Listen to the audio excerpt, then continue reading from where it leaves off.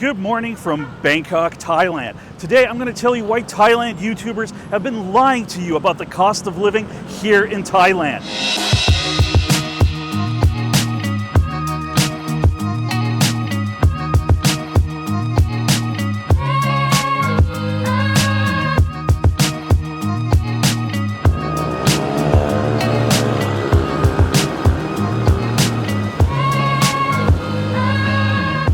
And if you're looking for one of these videos that tells you how you can live here in Thailand, and specifically here in Bangkok, on $500 a month, this video isn't it. Quite the opposite. I want to expose all these people that tell you that you can live here on those amounts, while it's quite ludicrous.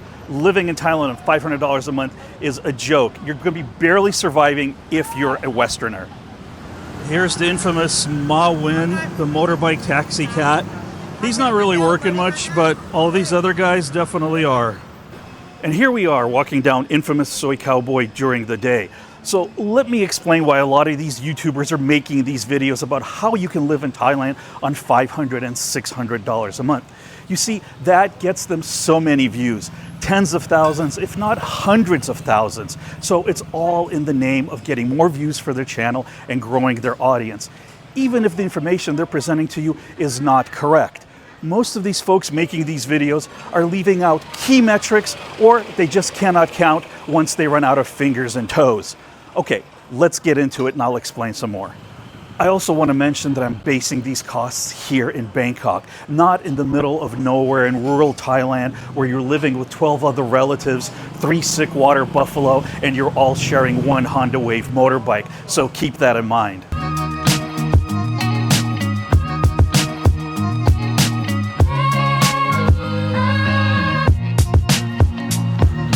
Look, I'm going to let you in on a little secret, so just keep it between us. But all of these videos on YouTube telling you about their 20,000 Thai baht luxury condos, well, it ain't happening.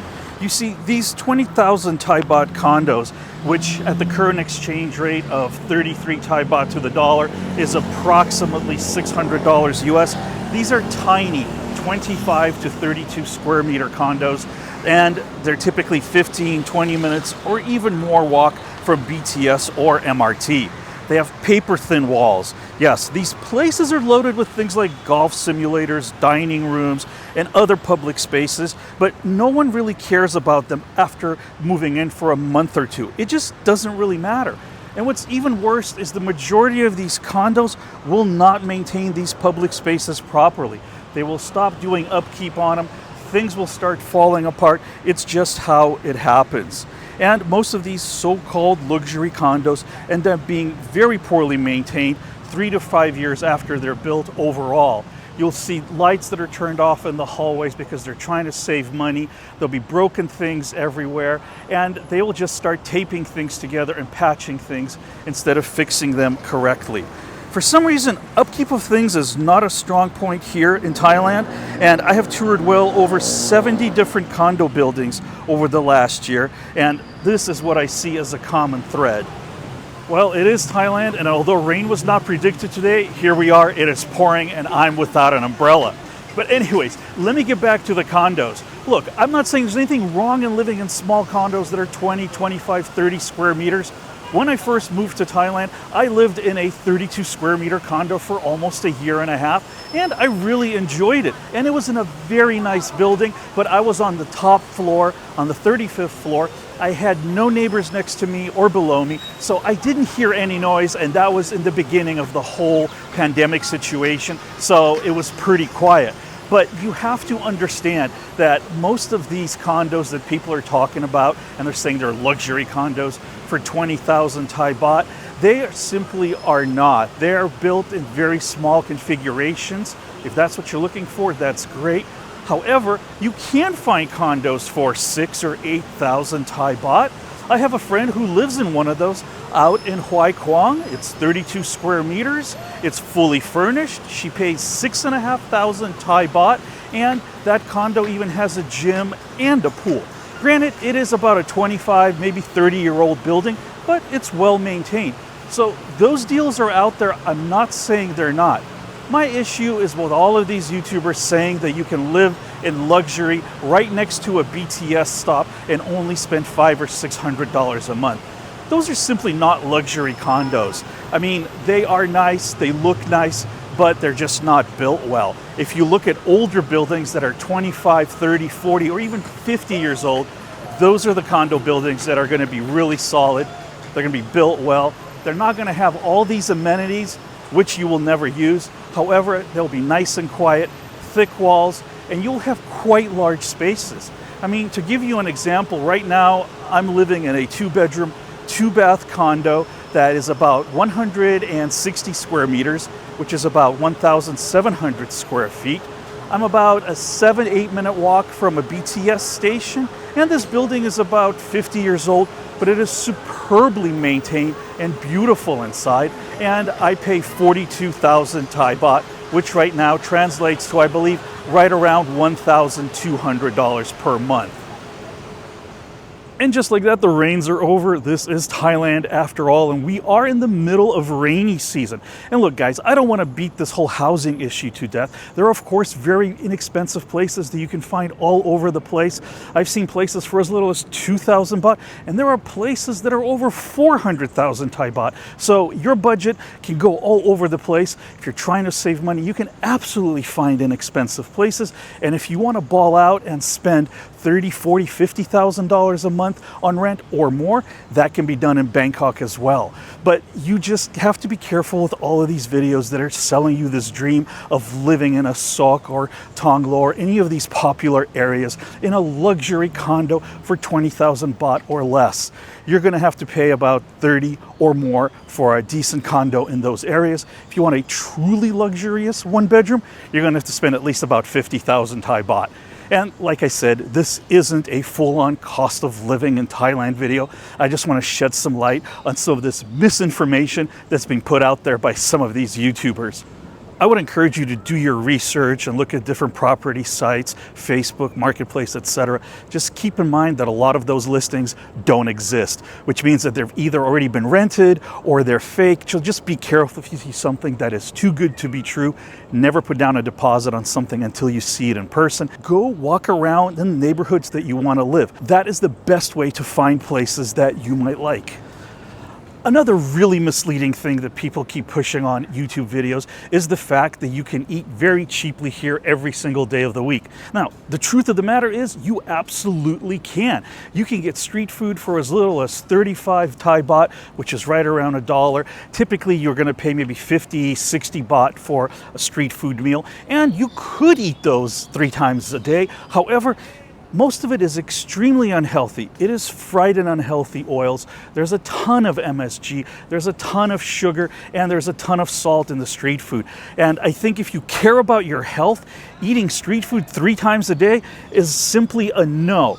Look, you can either cheap out on the food and pay for it with your health, or spend a little bit more on food and not pay for it with your health. So I think the food thing is really kind of a misnomer. It's like, can you eat on $3, $4 a day? You absolutely can. Don't know if you really want to. If you're here on a severe budget, you absolutely can do it.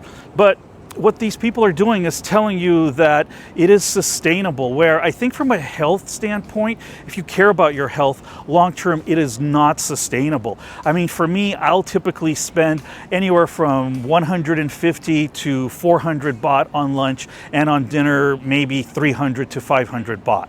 When I first moved here, my budget was right around $20 a day per food. And it wasn't because of financial constraints. That's kind of just what I figured I would spend on food. But at the end of the day, I'm probably spending a lot closer to about $1,000 a month, which is right around 30 to 35,000 Thai baht.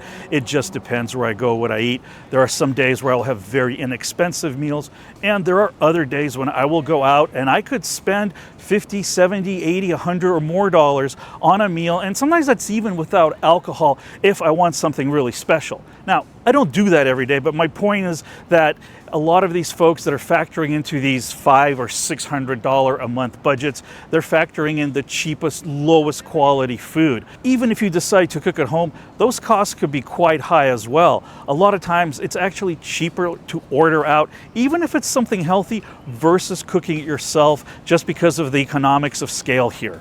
Of course, it also depends where you are in your life. If you're in your 20s and you're backpacking through different countries, you can spend a lot less money on food. You have a lot less disposable income typically, versus than when if you're older, you're retired, you might have more income and you might be able to go out and afford better quality of food. So it really depends. And I just want to make sure you guys don't fall that trap of, like I said, those really inexpensive monthly budgets, because most of the part, they are just not true unless you are living extremely far away from city center. For instance, Bangkok or even Chiang Mai, you'd have to be living in a rural area where it's extremely cheap, and that's where those videos might factor in with those costs.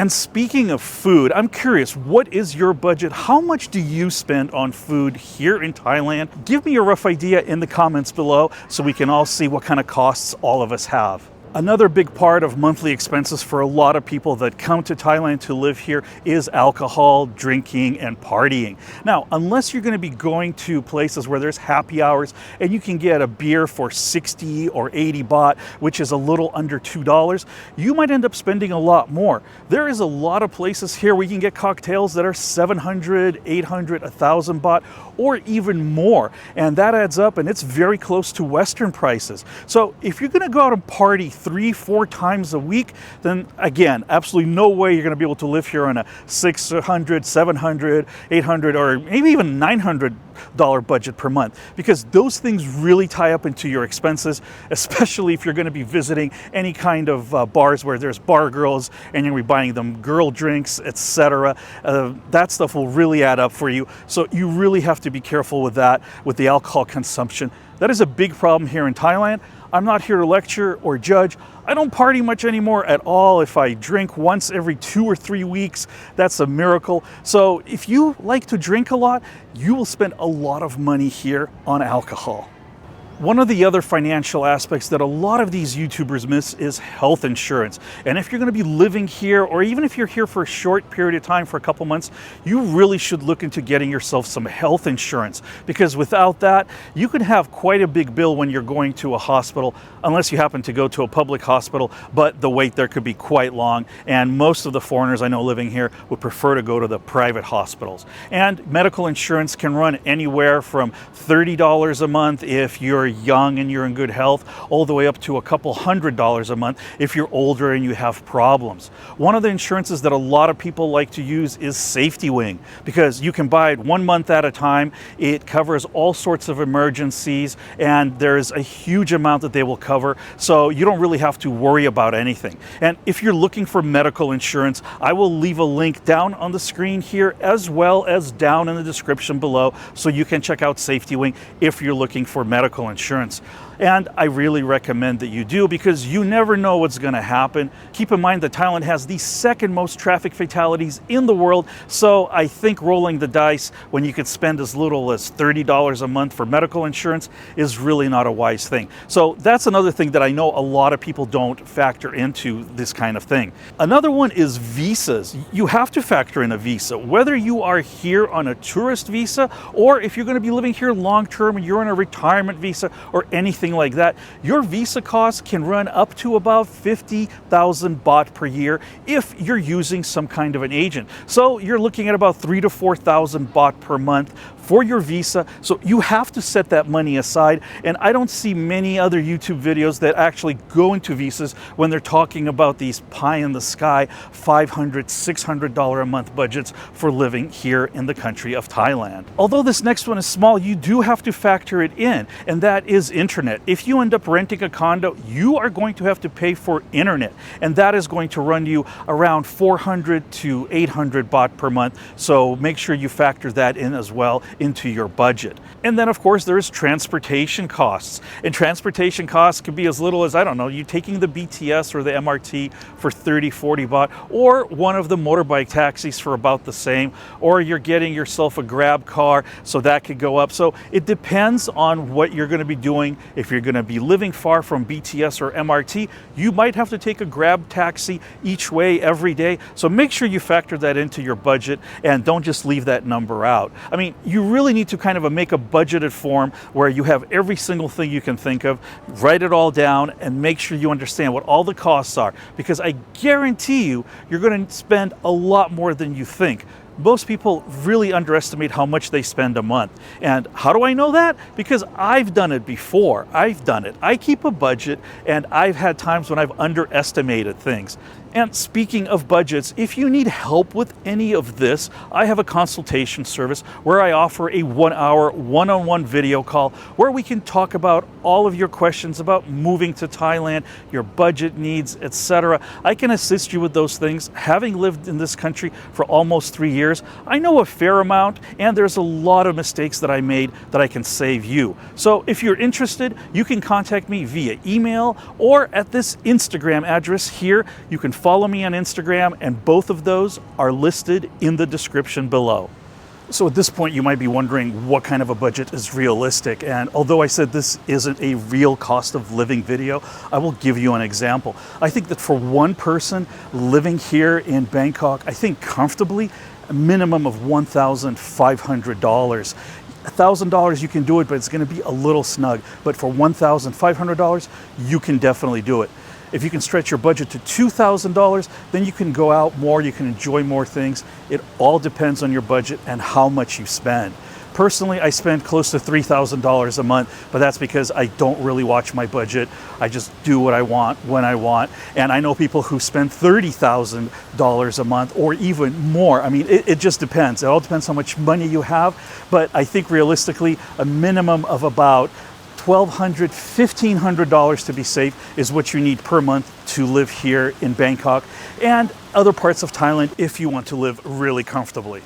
Again, this isn't meant to be a comprehensive cost of living in Thailand video. I just wanted to cover some of these things that I keep seeing in all these other YouTube videos where people are straight up misleading others with ridiculously low costs. And then you end up seeing people on Facebook and on Reddit who want to move into the middle of a sok or Tong Lo, and they start asking questions like, where can they find a condo with a budget of 6,000 to 10,000 baht that's right next to BTS? And that is just not doable. So I just want people to understand what they're really looking at when moving here, because there is a lot of misinformation out there. And guys, if you're enjoying my Thailand videos, check out my Thailand video playlist that I'm going to put up here.